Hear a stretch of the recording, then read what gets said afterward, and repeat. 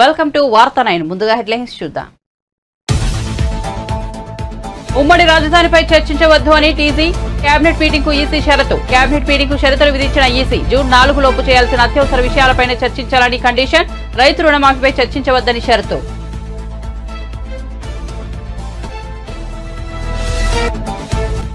మీడియాపై పెట్టిన అక్రమ కేసులు తక్షణం వెనక్కి తీసుకోవాలన్న దేవినేని ఉమ. మీడియాపై తప్పుడు కేసులు పెట్టిన వాళ్ళు మూల్యం చెల్లించుకోక తప్పదన్న టీడీపీ నేత. కంచెలపాలెం పోలీసుల తీరును దేశమంతా చూస్తోందని వ్యాఖ్య.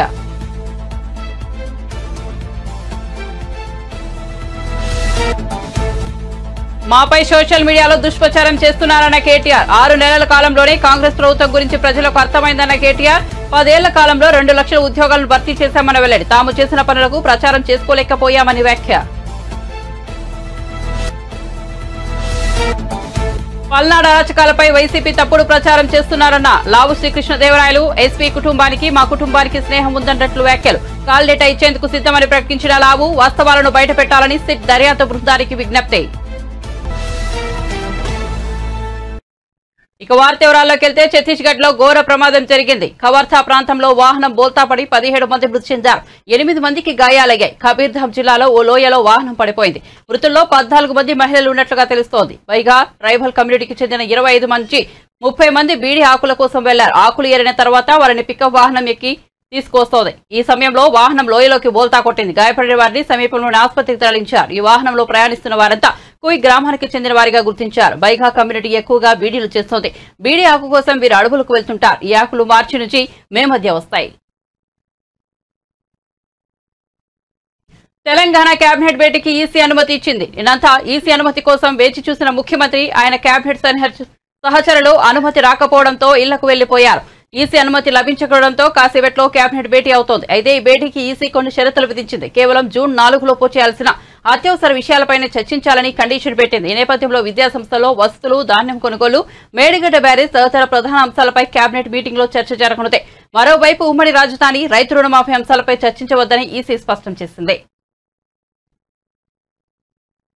కాంగ్రెస్ పార్టీ అరచేతిలో వైకుంఠం చూపిస్తోందని బీఆర్ఎస్ వర్కింగ్ ప్రెసిడెంట్ కేటీఆర్ విమర్శించారు. అసెంబ్లీ ఎన్నికలకు ముందు 6 గ్యారంటీల పేరుతో కాంగ్రెస్ పార్టీ రాష్ట్ర ప్రజలను మోసం చేసిందని అన్నారు. రేవంత్ రెడ్డి ప్రభుత్వంపై 6 నెలల కాలంలో ప్రజలకు పూర్తిగా అర్థమైపోయిందని చెప్పారు. ఉపాధి కల్పన కోసం తాము ఎంతో కృషి చేశామని, 10 ఏళ్ల కాలంలో 2 లక్షల ఉద్యోగాలను భర్తీ చేశామని తెలిపారు. ఏ రాష్ట్రంలో కూడా 10 ఏళ్ల కాలంలో ఈ స్థాయిలో ఉద్యోగాల కల్పన జరగలేదని చెప్పారు. తెలంగాణలో సాగునీటికి, తాగునీటికి, విద్యుత్కు లోటు లేకుండా చేశామని అన్నారు. తాము చేసిన పనులపై ఎక్కువగా ప్రచారం చేసుకోలేకపోయామని, అదే బీఆర్ఎస్ కు మైనస్ పాయింట్ అయిందని చెప్పారు. ఉద్యోగాల కల్పనపై సరిగా ప్రచారం చేసుకోకపోవడం తమ తప్పే అని పేర్కొన్నారు. రేవంత్ రెడ్డి గారు స్వయంగా చెప్పినారు, కేసీఆర్ గారు ₹1,00,000 రుణమాఫీ చేసినారు. ఆ రుణమాఫీ చేసిన ఓట్లన్నీ నాకే వస్తాయనుకుంటున్నాడు. నేను విజ్ఞప్తి చేస్తున్నా రైతు సోదరులారా, మీరందరూ వెంటనే బ్యాంకుకు పొండి. కేసీఆర్ గారి ద్వారా ₹1,00,000 రుణమాఫీ జరిగిన వాళ్ళు కూడా బ్యాంకుకు పొండి తాజాగా కొత్తగా మరొక ₹2 లక్షల రుణం తెచ్చుకోండి. నేను వస్తున్నా డిసెంబర్ 9 నాడు మొదటి సంతకం పెడతా, రుణమాఫీ చేస్తా. మీరు వెంబడే ఉండి రుణం తెచ్చుకోండి, నేను వెంబడే రాగానే సంతకం పెడతాను అనే మాట డిసెంబర్ 9 నాడే 2 లక్షల రుణమాఫీ చేస్తానని చెప్పిన మాట గుర్తు పెట్టుకోండి అని చెప్పి, గుర్తు తెచ్చుకోండి అని చెప్పి నేను విజ్ఞప్తి చేస్తా ఉన్నాను. దుమ్మెత్తుకు వచ్చినారు కేసీఆర్ ప్రభుత్వం మీద. ఏమన్నారు? కేసీఆర్ గారు భూస్వాములకే డబ్బులు ఇస్తున్నాడు, భూ యజమానులకే డబ్బులు ఇస్తున్నాడు, కౌలు రైతులను పట్టించుకోవడం లేదు. కేసీఆర్ భూ యజమానులకు రైతు బంధు ఇస్తే నేను కౌలు రైతులకు కూడా రైతు బంధు ఇస్తానన్నాడు. మరి కౌలు రైతులకు రైతు భరోసా వచ్చిందా, రైతు బంధు వచ్చిందా రాలేదా నాకంటే బాగా మీకే తెలుసు. నిజంగా చెప్పాలంటే కేసీఆర్ గారు ఉన్నప్పుడేమో నాట్లు వేసేటప్పుడు రైతు బంధు పడేది. కేసీఆర్ గారు ఉన్నప్పుడు వరి నాట్లు వేసే టైం మాట వాస్తవమేనా? రేవంత్ రెడ్డి గారు చెప్పే మాట వాస్తవమా అబద్ధమా? అబద్ధం. ఉత్తరప్రదేశ్లో శ్రీమతి ప్రియాంక గాంధీ గారు ఆమె చెప్తున్నది, తెలంగాణలో మా ప్రభుత్వం నెలకు ₹2,500 మహిళల ఖాతాల్లో జమ చేస్తున్నది అని పచ్చి అబద్ధాలు ఇవాళ పార్లమెంట్ ఎన్నికల సభల్లో డైరెక్ట్ గా రాహుల్ గాంధీ, ప్రియాంక గాంధీ నేరుగా చెప్తా ఉన్నారంటే ఎంత తెప్పనితనం, ఎంత ధైర్యం, ఎంత మోసం దయచేసి ఆలోచించమని చెప్పి నేను కోరుతా ఉన్నాను. మరి ఇవాళ కొత్తగూడెంలో తెలంగాణ రాష్ట్రంలో ఏ ఒక్క మహిళ ఖాతాలోనన్నా 2,500 పడ్డాయా? ఎక్కడా పడలేదు. పెద్ద మనుషులను చెప్పినారు ముసలోళ్ళకి, కేసీఆర్ ఇంట్లో ఒక్కడికే ఇస్తున్నాడు, నెలకు ఆలోచన పెట్టారు. లోక్సభ డైరెక్ట్గా ప్రజలు ఓట్లేస్తే పార్లమెంట్ సభ్యులు గెలిచి లోక్సభలో కొలువు తీరుతారు. శాసనసభలో ప్రజలు ఓట్లేస్తే డైరెక్ట్గా ఎమ్మెల్యేలు గెలిచి శాసనసభలో కొలువు తీరుతారు. కానీ ఒకవేళ శాసనసభ కానీ లోక్సభ కానీ మందబలంతో ఒకటే పార్టీకి ఏకపక్షమైన తీర్పు వస్తే ఆ ఏకపక్షమైన పోకడలు పోకుండా, నియంతృత్వ పోకడలు పోకుండా ఇచ్చిన మాట నిలబెట్టుకునే విధంగా శాసన మండలి కానీ రాజ్యసభ కానీ ఉన్నట్టయితేనే ఆ బ్యాలెన్స్ ఉంటుంది. లేకపోతే అధికార పక్షం నియంతృత్వ పోకడలు పోతుందనే ఉద్దేశంతో డాక్టర్ బాబాసాహెబ్ అంబేద్కర్ గారు రాజ్యాంగంలోనే ఈ రెండు సభలకు కూడా ఆలోచన చేసినారు. ఇవాళ శాసన మండలి విషయం ఏమైనా తీసుకుంటే అందులో 5 కోవలు 5 కేటగిరీలకు సంబంధించిన వ్యక్తులు ఉంటారు. ఒకటి గ్రాడ్యుయేట్ల ద్వారా, గ్రాడ్యుయేట్ ఓటర్ల ద్వారా విద్యావంతుల గళాన్ని వినిపించే శాసన మండలి సభ్యులు గ్రాడ్యుయేట్ ఓటర్లు, గ్రాడ్యుయేట్ ఎమ్మెల్సీలు ఉంటారు. మరొకటి మన గౌరవ ప్రజాప్రతినిధులు స్థానిక సంస్థల్లో ఎంపీటీసీలు కానీ, జెడ్పీటీసీలు కానీ, మున్సిపల్ కౌన్సిలర్లు కానీ మీ వాదన స్థానిక సంస్థలు, స్థానిక ప్రభుత్వాల యొక్క మరి వాటి పరిస్థితుల గురించి చెప్పడానికి, వాటికి ప్రభుత్వం ఏదన్నా అన్యాయం చేస్తే ఫైనాన్స్ కమిషన్లోనో ఇంకోటో తమకు రావాల్సిన నిధులు సక్రమంగా వాటి గురించి ప్రస్తావించడానికి లోకల్ బాడీ ఎమ్మెల్సీలు ఉంటారు. మూడవది ఎమ్మెల్యేల ద్వారా నేరుగా ఎన్నుకునే ఎమ్మెల్సీలు ఉంటారు. నాలుగవది గవర్నర్తో నామినేట్ అయ్యే ఎమ్మెల్సీలు ఉంటారు. ఐదవది టీచర్లు ఓటేసి గెలిపించే టీచర్ ఎమ్మెల్సీలు ఉంటారు. 5 కేటగిరీల్లో 40 మంది ఎమ్మెల్సీలు ఈరోజు శాసన మండలిలో కొలువు తీరుంటారు. నేను మీ అందరినీ కోరేది ఒకటే, కొత్తగూడెం మీరు మొన్ననే 6 నెలల కిందట బాధితుల గొంతు వినిపించిన మీడియాపై విశాఖపట్నం పోలీసులు అమానుషంగా దాడి చేశారంటూ మాజీ మంత్రి టీడీపీ నేత దేవినేని ఉమామహేశ్వరరావు మండిపడ్డారు. తప్పుడు కేసులు పెట్టిన వాళ్లు మూల్యం చెల్లించుకోక తప్పదన్నారు. కంచెలపాలెం పోలీసుల తీరును దేశమంతా చూస్తోందని తెలిపారు. తాడేపల్లి ప్యాలెస్ ఆదేశాలతో సీఎస్ నేతృత్వంలో కుట్ర జరుగుతోందని ఆయన ఆరోపించారు. సజ్జల జగన్ సూచనలతోనే మీడియాపై అక్రమ కేసులు పెట్టారంటూ దేవినేని దుయ్యబట్టారు. అక్రమ కేసులు బనాయిస్తున్న సీఎస్ వ్యవహార శైలిని ఈసీ కట్టడి చేయాలన్నారు. మీడియాపై పెట్టిన కేసులు తక్షణమే వెనక్కు తీసుకోవాలన్నారు. ఏదైతే చీఫ్ సెక్రటరీ ఆధ్వర్యంలో నడుస్తూ ఉన్న యంత్రాంగం అంతా కూడా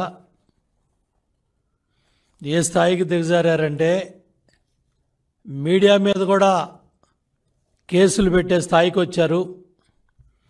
మీడియాను కూడా ముద్దాయిలుగా చేస్తూ ఎఫ్ఐఆర్లు కడతా ఉన్నారంటే చీఫ్ సెక్రటరీ గారి స్వామిభక్తి, ముఖ్యమంత్రి ఆపద్ధర్మ ముఖ్యమంత్రి విదేశాలకు వెళ్ళినా కూడా చీఫ్ సెక్రటరీ జవహర్ రెడ్డి గారి స్వామి భక్తి దేశం ఎల్లలు దాటిపోతూ ఉంది.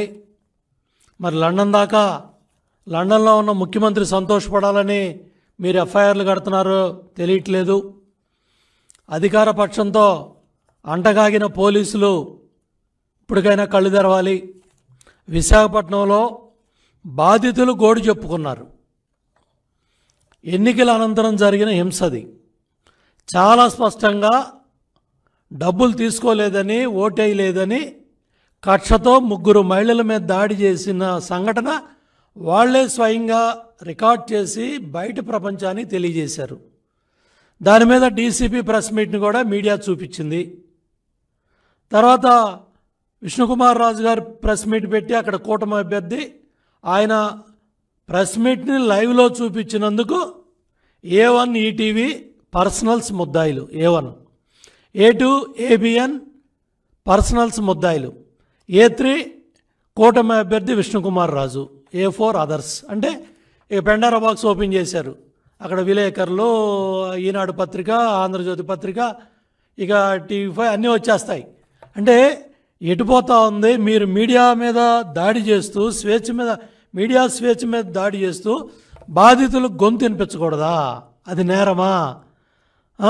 అన్యాయాన్ని వివరిస్తే వర్గాల మధ్య శత్రుత్వం పెంచటమా? అంటే ఎటు తీసుకెళ్తా ఉన్నారు? ఏమవుతా ఉంది? పోలీస్ వ్యవస్థను భ్రష్టు పట్టిస్తూ ఉన్నారు. టోటల్గా ఒకప్పుడు 5 సంవత్సరాలు చంద్రబాబు నాయుడు గారి పరిపాలనలో పోలీస్ వ్యవస్థకు ఏ విధంగా పేరు వచ్చింది, ఇవాళ మీరు ఏ స్థాయికి వెళ్ళిపోయారంటే మీడియా మీద పెట్టిన సెక్షన్లు కూడా చూస్తూ ఉంటే ఆశ్చర్యంగా ఉంది. సమన్స్ 91 సిఆర్పిసి కింద రమ్మని ఈరోజు సమన్స్ ఇచ్చారు. Crime number 186/2024 under section 153A, 188, 505(2), 120B అంటే conspiracy, criminal conspiracy, 120B red with 34 IPC section 3132B red with, మళ్ళీ MCC model code of conduct ఈ రూల్స్కి అగైనెస్ట్ అని మళ్ళీ అదొక సెక్షన్ పెట్టారు. Section 125 RPA 151 registered at Kanchelapalem police station Visakhapatnam. Kanchelapalem police యొక్క ఖ్యాతి రాష్ట్రం దాటి దేశం అంతా కూడా వెళ్ళిపోతూ ఉంది.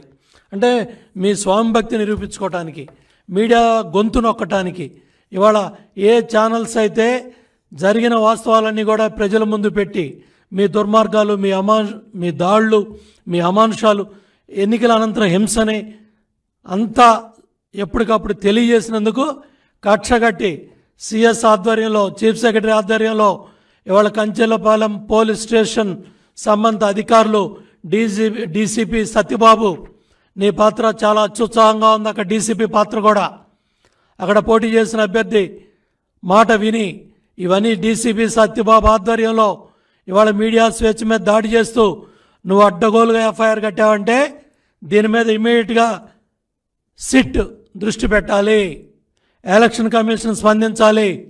ఈరోజు ఎలక్షన్ కమిషన్ కూడా కలిసి దీని మీద కంప్లైంట్ కూడా ఇస్తాం.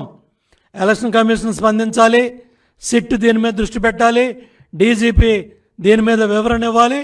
ఇది కంప్లీట్గా చీఫ్ సెక్రటరీ ఆధ్వర్యంలో జరుగుతుంది. సిఎస్ జవహర్ రెడ్డి బాధ్యత తీసుకోవాలి. ఈరోజు కూడా డీజీపీ అధికారం నడుస్తున్నట్టు మాకు కనపట్టలేదు. తాడేపల్లి కొంప ప్యాలెస్ నుంచి కానీ ఎక్కడైతే ఇక్కడి నుంచి రిలీవ్ అయిన అధికారులు ధనంజయ రెడ్డి, ముఖ్యమంత్రి సెక్రటరీ, అదేవిధంగా ఆంజనేయులు, ఇంటెలిజెన్స్, ఈ తీసేసిన తహసీల్దార్లు అంతా కలిసి రఘురామరెడ్డి కావచ్చు. ఎన్నికలకు ముందు ప్రియాంక, రాహుల్ గాంధీ, రేవంత్ రెడ్డి ఇలా ఎవరు ఇచ్చిన హామీ కూడా అమలు కాలేదని బీఆర్ఎస్ సీనియర్ నేత హరీష్ రావు అన్నారు. దేవరకొండ మాజీ ఎమ్మెల్యే రవీంద్ర కుమార్ తండ్రి కాళీలేరు నాయక్ ఇటీవల మృతి చెందారు. హరీష్ రావు దేవరకొండకు వెళ్లి వారి కుటుంబాన్ని పరామర్శించారు. ఈ సందర్భంగా దేవరకొండలో ఏర్పాటు చేసిన మీడియా సమావేశంలో మాట్లాడుతూ టీచర్లపై లాఠీలు, బడుగు జీవులకు జూడా హామీలు, ఇది రేవంత్ రెడ్డి పాలన అని విమర్శించారు. కాంగ్రెస్ 100 రోజుల హామీ అమలు కాలేదన్నారు. విద్యార్థులకు భరోసా కార్డు లేదు, స్కూటీ ఇవ్వలేదు, నిరుద్యోగ వృత్తి రాలేదని మండిపడ్డారు. నిరుద్యోగ వృత్తిపై ఉప ముఖ్యమంత్రి బట్టి విక్రమార్క చేతులెత్తేశారన్నారు. ఉద్యోగులకు 3 డిఏలు అన్నారని, కానీ ఒక్క డిఏ కూడా విడుదల చేయలేదని విమర్శించారు. తెల్లారి దొడ్డువాళ్లకు బోనస్ లేదని సావు కబురు సల్లగా చెప్పాడని చెప్పాడు. ఈ మాట డబ్బల కొట్టు పడకని చెప్తే రైతులు తమ సంగతి చూపిద్దు. తెల్లారే చెప్పిండు డబల్ సీలేక. అది ముందెందుకు చెప్పలేమని? మీ మేనిఫెస్టోలో మీరు దొడ్డు వడ్లకు ఇయ్యమని చెప్పారా? రాష్ట్రంలో వడ్లకు మేము 500 బోనస్ ఇస్తాము, 2500కు వడ్లు కొంటాము అని మీరు చెప్పారు ఆ రోజు. కానీ ఈరోజు ముఖ్యమంత్రి గారు బోనస్ విషయంలో చేతులు ఎత్తేసాడు.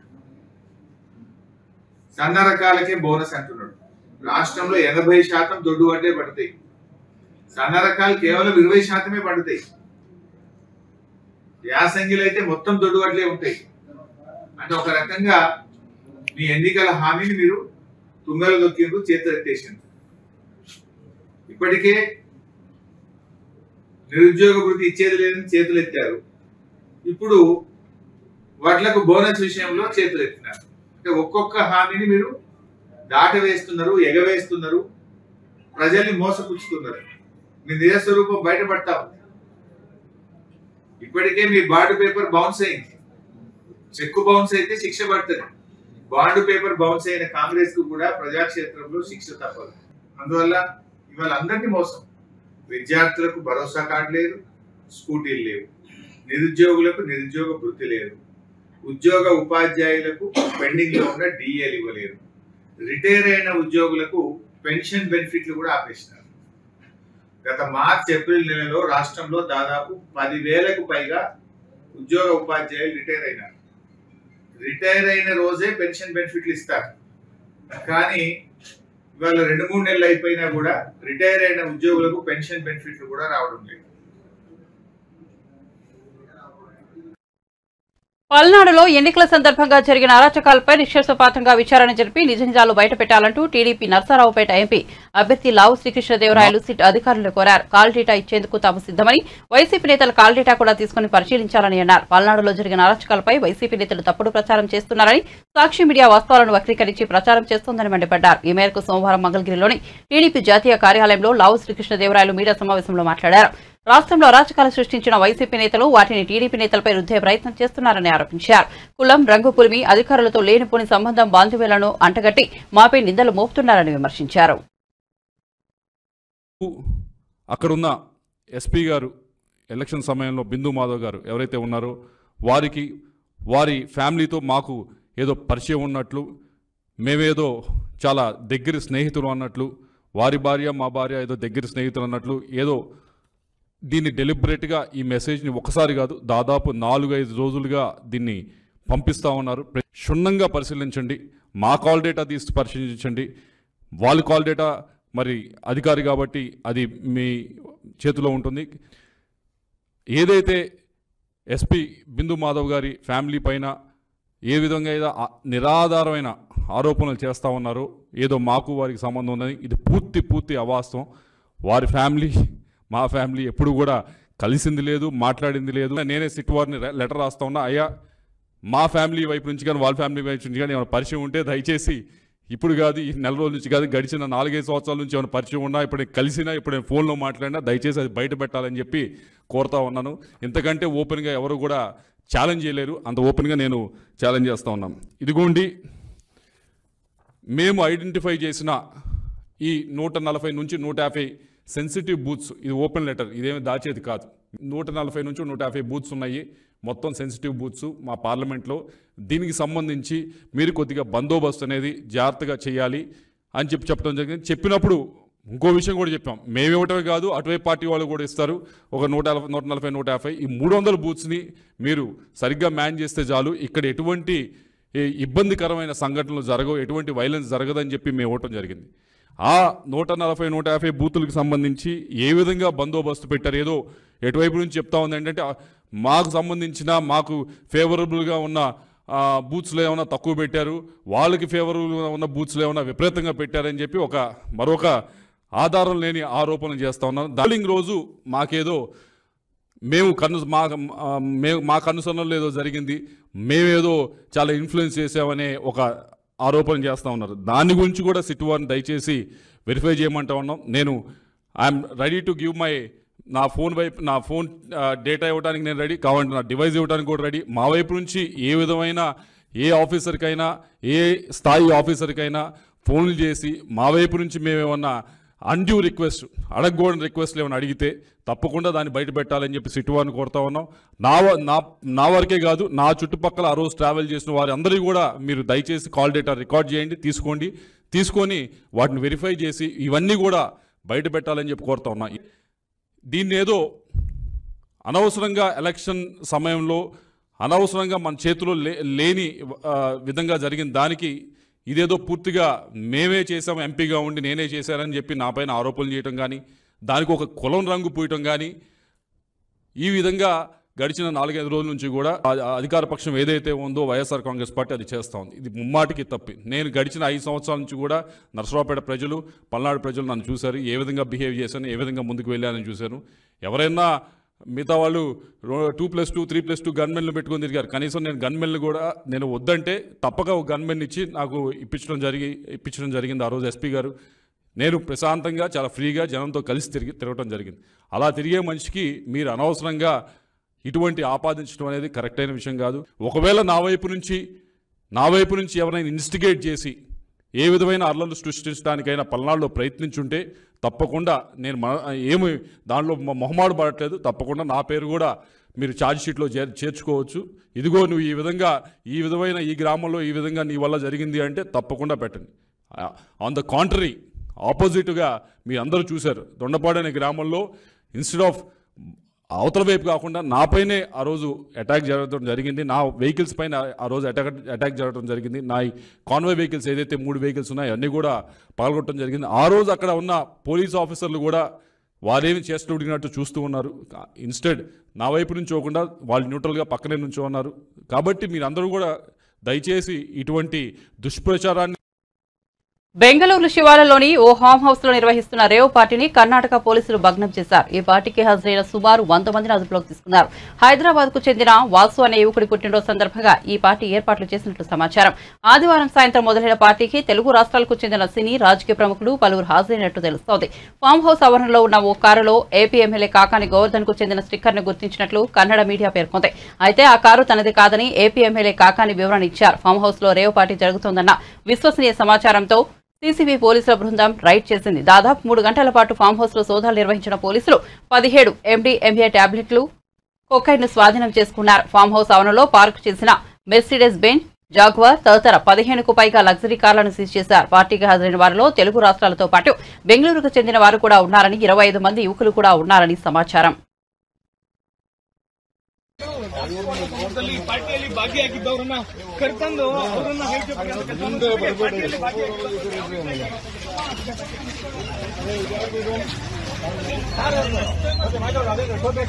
ಇದೆಯಾ ನಾವು ಕಾರ್ದು ಸುಮಾರು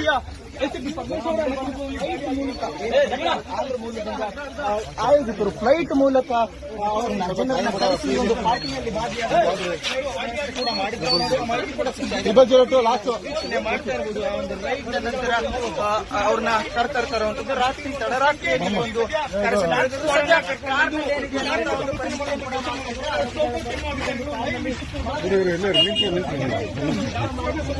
ನಮ್ಮವ್ರು ಮಾಡ್ಕೊಡ್ರಪ್ಪ ನಮ್ಮವ್ರು.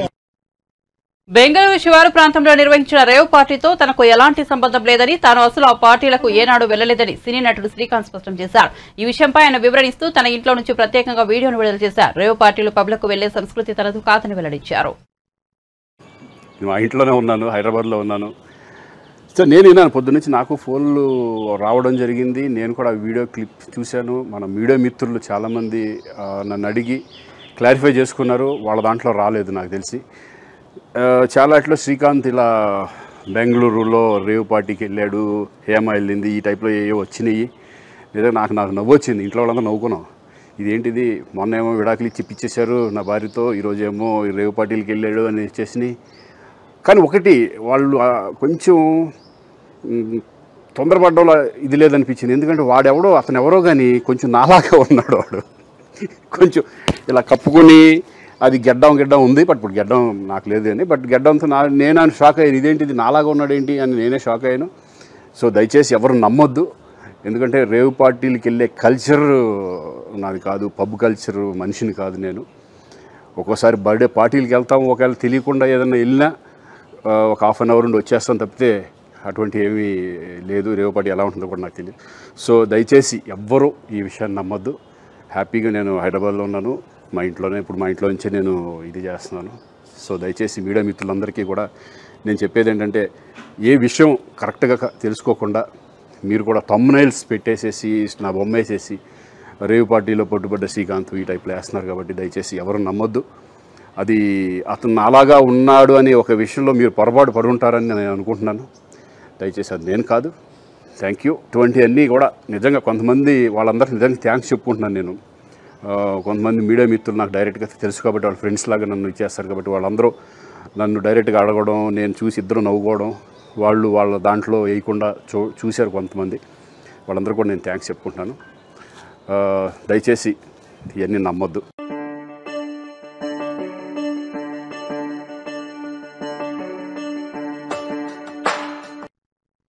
ఐదవ దశ పోలింగ్ సందర్భంగా పలువురు బాలీవుడ్ నటులు తమ ఓటు హక్కు వినియోగించుకున్నారు. తాజాగా అక్షయ్ కుమార్ కూడా ఓటు వేశారు. గతేడాది భారత పౌరసత్వం పొందాక ఆయన ఓటు వేయడం ఇదే తొలిసారి. పోలింగ్ బూత్ ఆయన బయట ఆయన మీడియాతో మాట్లాడారు. భారత్ మరింత అభివృద్ధి చెందిన దేశంగా, శక్తివంతంగా మారాలని కోరుకుంటున్నా. ఈ దృష్టితోనే నేను ఓటు వేశాను. భారతీయులు కూడా తమకు నచ్చిన వారికి ఓటు వేయాలి. ఈసారి పోలింగ్ శాతం పెరుగుతుందని అనుకుంటున్నానని తెలిపారు ఆయన.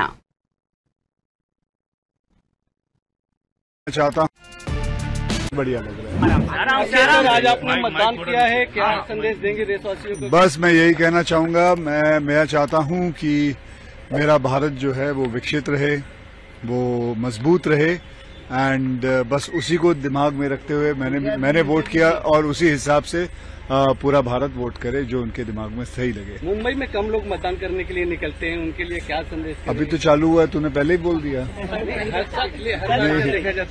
नहीं, मुझे लगता है इस वक्त बहुत ज्यादा निकलेंगे। आज सुबह देखिए, सुबह के 7 बजे मैं यहाँ पहुंच गया था, सुबह 7 बजे पोलिंग बूथ खुल गया था। करीबन 500-600 लोग अंदर मैंने खुद देखे हैं, तो अच्छा ही होगा इस वक्त। खुद लाइन में खड़े रह के आपने मतदान किया सर, सेलिब्रिटी तो क्या ఏపీలో కూటమి విజయం సాధించబోతోందని తిరుపతి మాజీ ఎంపీ కాంగ్రెస్ సీనియర్ నేత చింతామోహన్ జోషం చెప్పారు. చంద్రబాబు మళ్లీ సీఎం కాబోతున్నారని అన్నారు. ఏపీలో సీఎం జగన్ దేశవ్యాప్తంగా ప్రధాని మోదీ వ్యతిరేక పవనాలు స్పష్టంగా కనిపిస్తున్నాయని చెప్పారు. టీడీపీకి సీట్లు భారీగా పెరగబోతున్నాయని, అయితే బీజేపీతో పొత్తు కారణంగా టీడీపీ ఖచ్చితంగా కొన్ని సీట్లను కోల్పోతోందని చింతామోహన్ తెలిపారు. బీజేపీతో పొత్తు పెట్టుకోకపోతే 150కి పైగా సీట్లు వచ్చేవని అన్నారు. ఎన్నికల్లో వైసీపీకి 4 నుంచి 5,000 కోట్ల వరకు ఖర్చు చేసిందని చెప్పారు. ఇంత డబ్బును జగన్ ఎలా తీసుకురాగలిగారని ప్రశ్నించారు. జగన్ కు పద్మభూషణ్, పద్మశ్రీ పురస్కారాలు కూడా తక్కువేనని ఎద్దేవా చేశారు. ఎన్నికల్లో వైసీపీకి రాష్ట్ర ప్రజలు బుద్ధి చెప్పారని అన్నారు. ప్రజలు అభివృద్ధిని కోరుకుంటున్నారని చెప్పారు. దేశవ్యాప్తంగా బీజేపీకి 150కు మించి సీట్లు రావని తెలిపారు. ఇది ఎంత చక్కటి అద్భుతం. ఒక్క చిన్న ప్రాంతీయ పార్టీ ఒక్క చిన్న రాష్ట్రంలో 4,000 నుంచి 5,000 కోట్ల రూపాయలు డబ్బు క్యాష్గా ఖర్చు పెట్టింది. ఇది ఎక్కడి నుంచి వచ్చింది? ఇది ఎవరు ఇచ్చారు?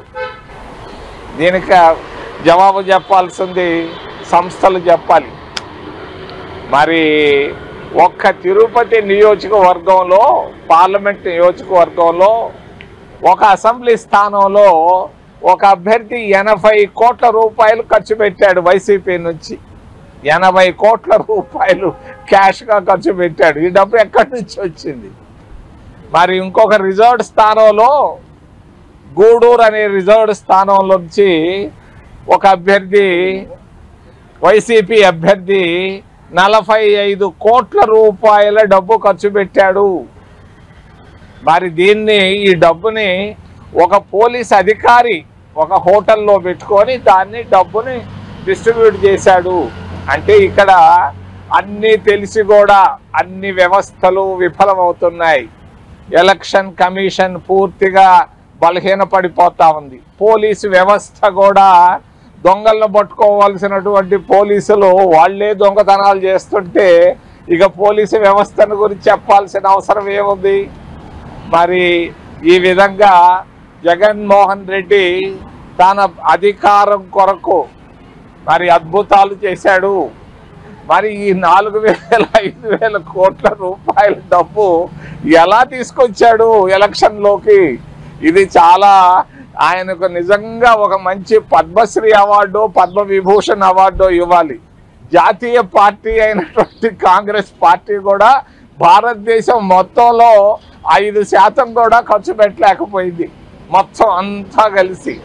మరి ఈ విధంగా అధికారంలోకి వచ్చేదానికి అనేకమైన అక్రమాలు, అవినీతి చేసుకుంటూ వెళుతూ ఉంది. ముఖ్యంగా వైసీపీ పార్టీ వాళ్ళ పేపర్లో ఈరోజు నేను చూశాను, వాళ్ళు చెప్పారు మేము అధికారంలోకి వస్తున్నామని. చాలా విషయాలు తెలియదు చాలా మందికి. ఈరోజు ఆంధ్రప్రదేశ్ రాష్ట్రంలో anti Jagan, anti Modi wave కనపడతా ఉంది, స్పష్టంగా కనిపించింది. ఎవ్వరూ ఆయన ఇష్టపడటం లేదు. ఆంధ్రప్రదేశ్ రాష్ట్రంలో ఖచ్చితంగా జగన్మోహన్ రెడ్డి ఓడిపోవడం ఖాయం ఖాయం ఖాయం అని తెలియజేస్తూ, మరి ఆయన్ని పెంచి పోషిస్తున్నటువంటి మహాగణుడు మోడీని గురించి కూడా, భారతీయ జనతా పార్టీని గురించి కూడా ఒక విషయాన్ని చెప్పదలుచుకున్నాను. ఆయన పతనం ప్రారంభమైంది. ఆయనకి ఎట్టి పరిస్థితుల్లో 150 సీట్ల కంటే ఒక్క సీటు కూడా ఎక్కువగా రాదు. కాంగ్రెస్ పార్టీ అధికారంలోకి రావడం ఖాయం. కాంగ్రెస్ పార్టీ ప్రభుత్వాన్ని ఏర్పాటు చేయడం కూడా ఖాయం. నేను ఇంకొక విషయాన్ని గురించి కూడా రహస్యాన్ని చెప్తున్నాను. కాంగ్రెస్ పార్టీ అప్పుడే ఎవడు హోమ్ మినిస్టర్గా ఉండాలి, ఎవడు ఆర్థిక మంత్రి. బులెటిన్ ముగించే ముందు హెడ్లైన్స్ మరోసారి చూద్దాం. ఉమ్మడి రాజధానిపై చర్చించవద్దు అని టీజీ కేబినెట్ మీటింగ్ కు ఈసీ షరతు. కేబినెట్ మీటింగ్ కు షరతులు విధించిన ఈసీ జూన్ 4లోపు చేయాల్సిన అత్యవసర విషయాలపైనే చర్చించాలని కండిషన్. రైతు రుణమాఫీపై చర్చించవద్దని షరతు.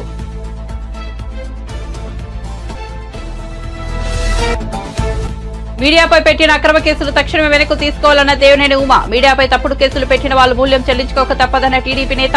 కంచర్లపాలెం పోలీసుల తీరును దేశమంతా చూస్తోందని వ్యాఖ్య.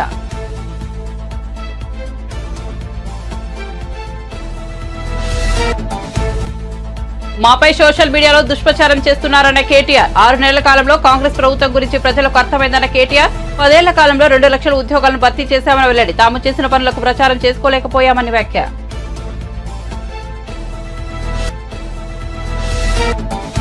పల్నాడు అరాచకాలపై వైసీపీ తప్పుడు ప్రచారం చేస్తున్నారన్నారు.